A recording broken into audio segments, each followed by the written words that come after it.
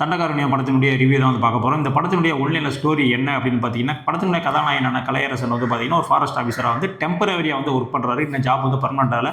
So அந்த ஒரு சிச்சுவேஷனில் வந்து அவர் வந்து ஒரு லவ் வந்து ஏற்படுது. ஸோ அந்த லவ்வில் இருக்கிறவங்க வீட்டில் என்ன சொல்கிறாங்க அப்படின்னா, நீங்கள் வந்து ஒரு பெர்மனெண்ட் ஜாப் வந்து கவர்மெண்ட் ஜாப் கொண்டு வாங்க, கண்டிப்பாக பொண்ணை வந்து கட்டிக்கலாம் அப்படின்ற மாதிரியான ஒரு ஸ்டேட்மெண்ட் வந்து வைக்கிறாங்க. ஸோ அந்த சைடு அவருடைய அண்ணனான அட்டகத்தி தினேஷ் அவர்கள் பார்த்தீங்கன்னா, லோக்கலில் வந்து பார்த்தீங்கன்னா ஒரு போராளி மாதிரியான ஒரு கேரக்டர், சமூக ஆர்வலராக இருந்துக்கிட்டு ஒரு கம்யூனிசம் பேசிட்டு அந்த மாதிரியான ஒரு கேரக்டர் இருக்குது.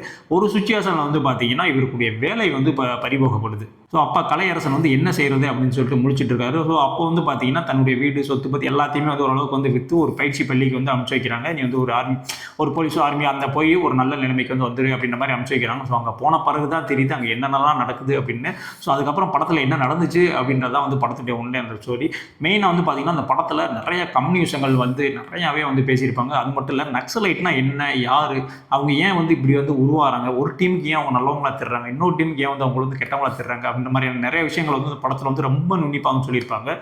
பெர்ஃபார்மன்ஸை வந்து பொறுத்த வரைக்கும் பார்த்தீங்கன்னா கலையரசனும் சரி, அட்டகத்தி தினேஷும் சரி ரொம்பவுமே வந்து பக்காவாக வந்து பண்ணியிருப்பாங்க. அது மட்டும் இல்லாமல் சபீர் அண்டு பாலசரவணனுடைய ஆக்டிங்கும் இந்த படத்தில் வந்து பயங்கரமாக இருக்கும். ஜஸ்டின் பிரபாகர் அவர்களுடைய மியூசிக்கும் வந்து இந்த படத்துக்கு வந்து ஒரு மிகப்பெரிய பலம். என்னை பொறுத்த வரைக்கும் பார்த்தீங்கன்னா உங்களுக்கு இந்த விடுதலை, டானாக்காரன், விசாரணை, லாக்அப், ஜெய்பீம் இந்த மாதிரி படங்கள்லாம் உங்களுக்கு பிடிக்கும் அப்படின்னா கண்டிப்பாக அந்த படத்தை நீங்கள் பாருங்கள்.